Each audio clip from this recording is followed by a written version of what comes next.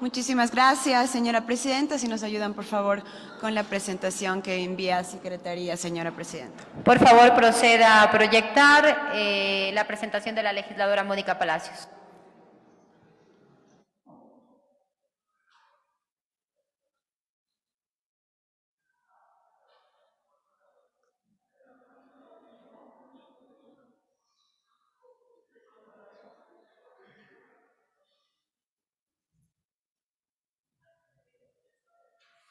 Gracias, señora presidenta.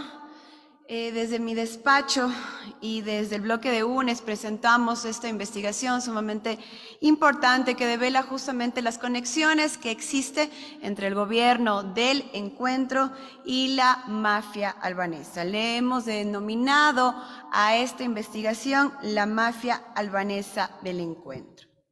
La siguiente, por favor. Realizamos un enfoque teórico en la cual los estudios internacionales y fenómenos criminológicos han estudiado la expansión del crimen organizado, así como la diversificación de sus actividades económicas ilícitas. La perspectiva empleada tiene un enfoque relacional, operativo y económico. Se partió de un análisis de bibliografía especializado y indexado para establecer los antecedentes y la penetración de la mafia albanesa en el Ecuador. Este caso de estudio se complementa con el informe de la Dirección de la Unidad de Investigación contra el Tráfico Ilícito para el Consumo Interno número 04 UCTC-O-DAG-DNIA 2022, firmado por el Teniente Coronel de la Policía Bolívar Miguel Zambrano Falconés, publicado por La Posta. ¿Cuál es el objeto de esta investigación? Exponer las irregularidades encontradas dentro del proceso de investigación realizado por mí, por la asambleísta Mónica Estefanía Palacios Zambrano, en lo referente a los supuestos vínculos de funcionarios y familiares del gobierno y altos directivos de la mafia albanesa. ¿Cuál fue la metodología que se utilizó? El abordaje se realizó con un enfoque cualitativo y se orientó bajo la dinámica de un caso de estudio. El caso posee la cualidad de ser intensivo con el propósito de echar luz sobre sus condiciones y cualidades. ¿Cuáles fueron las técnicas de investigación? Con enfoque interpretativo y explicativo tuvimos fuentes primarias, dependencias, entidades públicas y órganos judiciales, entrevistas a funcionarios públicos, altos oficiales de la Policía Nacional, así como actores privados o empresarios que detallaron el modus operandi. Igualmente en el tema de fiscalización, la metodología diseñada en este caso reivindica la capacidad fiscalizadora de la Asamblea Nacional y faculta también los pedidos de información. Antecedentes sobre la mafia albanesa. ¿Cuáles son sus características? Su estudio emerge en la línea de investigación calificada como las nuevas mafias, asociada a un giro de negocio que se ramifica en el tráfico de drogas, tráfico de residuos tóxicos y nucleares, comercio de armas y la trata de personas con la finalidad de explotación sexual. La localización, dicha organización inició sus actividades sobre todo en el sur de Europa, especialmente en la costa nororiental de Italia. En primera instancia se encargó de la intermediación y transporte de heroína y cocaína. ¿Cuál es la actividad delictiva? Se estima que la mafia albanesa controla el 75% de los suministros de heroína destinada a los mercados europeos y el 50% de la heroína vendida en Estados Unidos. Maneja el 30% del expendio de cocaína en Europa. También se especializa en la trata de personas. UNICEF calcula que más del 80% de la trata de personas proviene de Albania, sobre todo de niñas menores de edad. La mafia albanesa en el Ecuador. ¿Cómo operan? Algunos traficantes albaneses operan de forma independiente en el Ecuador y América del Sur, lo que a su vez eleva el estatus de las mafias balcánicas en el tráfico e intermediación de la cocaína. ¿Cuál es la estructura? En los últimos 2 años se han generado cambios importantes dentro de la estructura de la mafia albanesa, sobre todo con lo relacionado a las operaciones en territorio ecuatoriano. Las investigaciones de la Europol confirman una alianza entre los carteles mexicanos Nueva Generación y las mafias albanesas. Las bandas delictivas. En Ecuador operaría la banda de narcotraficantes albaneses llamados Compañía Vela, liderado por Dritan Rixpi. Él se encuentra preso en la cárcel de Latacunga, sentenciado a 13 años por tráfico de drogas. El juez Diego Poma le otorgó la prelibertad en octubre del 2021 a él y a otros 3 miembros. Se presume que este señor Dritan Rexpi es el hermano del señor Dritan Jica, que ya les voy a comentar quién es más adelante. La mafia albanesa en Ecuador. ¿Cuál es el giro de negocio? ¿De qué se trata su negocio?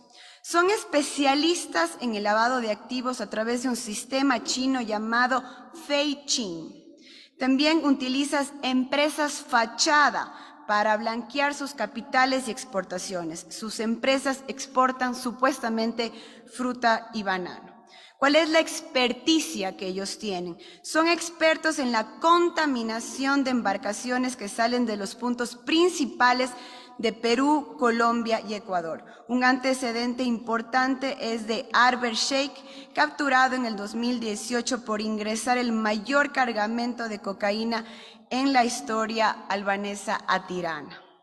¿Cuáles son ahora los nexos societarios entre Cherres y Jica? Esta es la parte más importante. ¿Cuáles fueron los hallazgos que nosotros encontramos? Las operaciones, fundadas la misma fecha, en junio del 2021, sus paquetes accionarios fueron entregados a 4 intermediarios. Tienen presencia en el país. Rubén Cherres realizó una operación el 23 de enero del 2023, una semana después del anuncio de su captura solicitada por Lazo a la Policía Nacional, y vendió sus acciones de las empresas que tenía con Trustal S.A. Tienen estatutos simulados. Las 8 empresas que el señor Dritan Jica tiene con el señor Rubén Cherres, porque ellos abrieron 8 empresas el 19 de julio del 2021, pero ellos ya tenían una asociación empresarial desde el año 2014. Las 8 empresas emplearon el mismo estatuto para ser fundadas, fueron legalizadas por la notaría número 3 de Daule por el abogado Juan Pablo Saz Villagrán, el cual fue acusado también por la falsificación de documentos. Tienen varios incumplimientos legales de estas compañías. Todas las empresas incumplen con el artículo 74 de la Ley Orgánica de Compañías, no han presentado balances financieros, nómina, declaración, ni tampoco tienen claro quiénes son los representantes legales. Esto ante la Superintendencia de Compañías como el Servicio de Rentas Internas. Repito, todas las empresas, y vamos a pasar a la siguiente, y ahí está justamente la fotografía de dónde están localizadas todas las empresas, que todas están en el mismo lugar. Aparte de que están localizadas en el mismo lugar, tienen todas el mismo objeto económico, que es la construcción de obras de ingeniería civil. Sin embargo, se descartó contratos con las empresas públicas a través de Sercop. Pero lo que es importante reconocer de esto es que se crean estas empresas fachada para lavar el dinero. Nosotros hicimos una investigación desde mi despacho y nos dimos cuenta que no tenían ningún movimiento económico real. Eso quiere decir que sí, estas empresas están y fueron creadas para el lavado de activos. En la siguiente vemos ya la estructura y cuáles eran las compañías que estaban formadas. Y ahí está el diagrama que ya lo habíamos visto antes en otros medios de comunicación, el señor Rubén Cherres con el señor Dritan Jica. Ahí están todas las empresas que fueron fundadas y también algunas de las personas que justamente están ahora de representantes. Vamos a los nexos societarios individualizados. La siguiente, por favor. ¿Cuáles son las operaciones que llevan ellos? Dritan Jica y Cherres operan empresas desde el año 2014. Un patrón interesante es que todas las empresas son manejadas por ambos. Tienen círculos cerrados, los beneficiarios de la venta de acciones se generan dentro de las compañías que administran.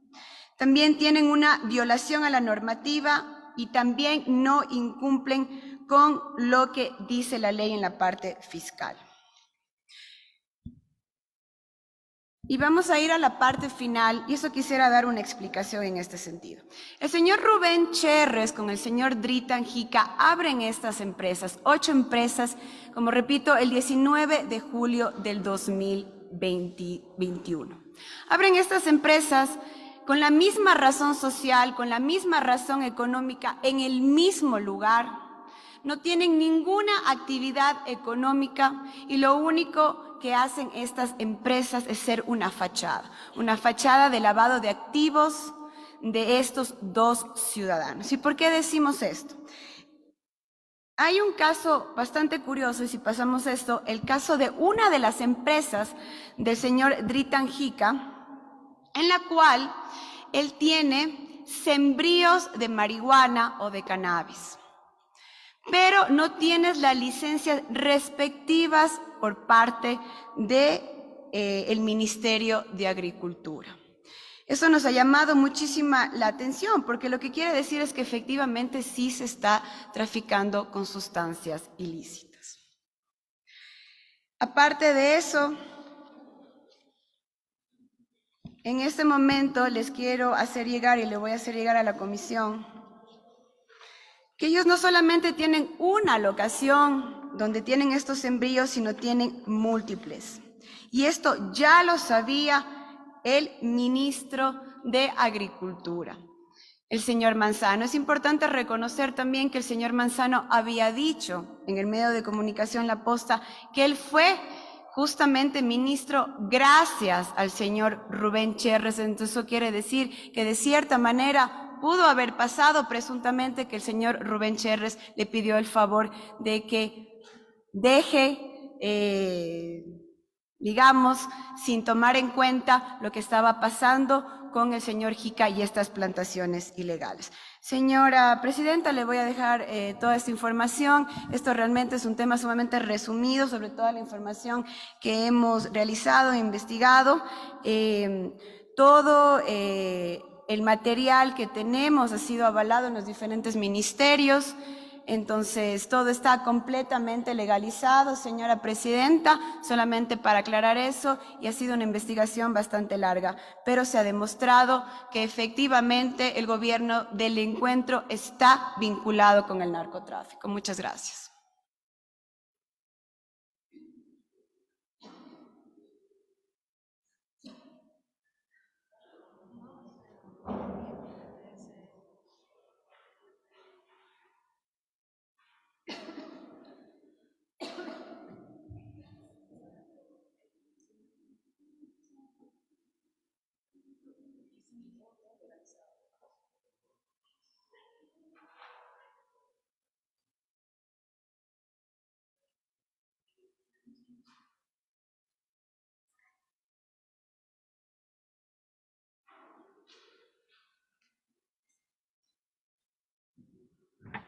Damos por finalizada la comisión general Y no existiendo ningún otro punto más del orden del día a tratar, damos por clausurada la sesión y nos volvemos a instalar en la sesión número 017 a las 8:30 de la noche.